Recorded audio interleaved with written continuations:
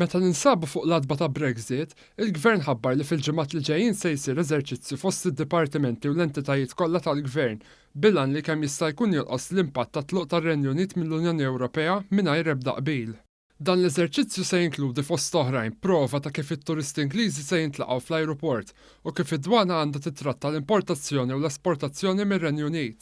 F'konferenza tal-aħbarijiet, il-Ministeru għall-Affarijiet Ewropej nieda kampanja ta' informazzjoni bl-isem Brexit Be Prepared biex kulħadd ikun lest għal kull eventwalità li tista' sseħħ fil-31 ta' Ottubru li ġej, il-jum li fih suppost ir-Renju Unit se jħalli l-Unjoni Ewropea.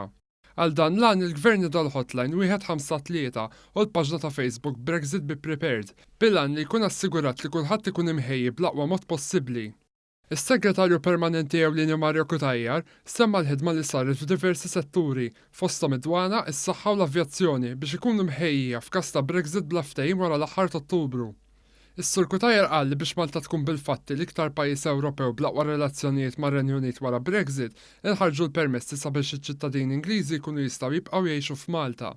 Glenn Mikallef, il-kap tad-Dipartiment tal-Koordinazzjoni tal-Unjoni Ewropea fih dan il-Ministeru għall-Affarijiet Ewropej, elenka l-preparamenti li qegħdin isiru fis-setturi kollha tal-pajjiż.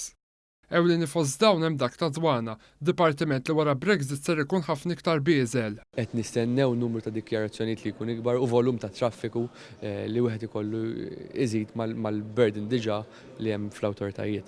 Allura hemmhekk kien hemm preparamenti amministrattivi f'dak li għandu x'jaqsam man-nies mal-amministrattiv ta' dwana u kellek anke ħidma biex jissaħħu s-sistemi tal-IT ta' dwana. Suq ieħor importanti mir-Renju Unit għal Malta huwa dak tal-mediċini.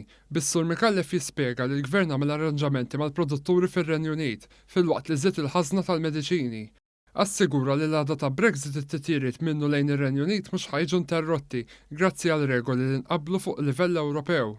Il-Ministru Edward Zammit-Lewis qal li minkejja li l-Gvern Malti jibqa' favur tluq biftehim mar-Renju Unit, wieħed irid ikun lest għal kull eventwalità u għaldaqstant żdiedu l-preparamenti permezz ta' eżerċizzju interministerjali li jkopri l-aspetti kollha li l-Gvern għandu kontroll fuqhom. Rridu nserħu ras il-poplu Malti illi aħna preparati għal din is-sitwazzjoni u l-antanu li jkun hemm dannu mill-inqas għal ħajja tagħhom, għal mod kif jgħixu u għall interessi tagħhom.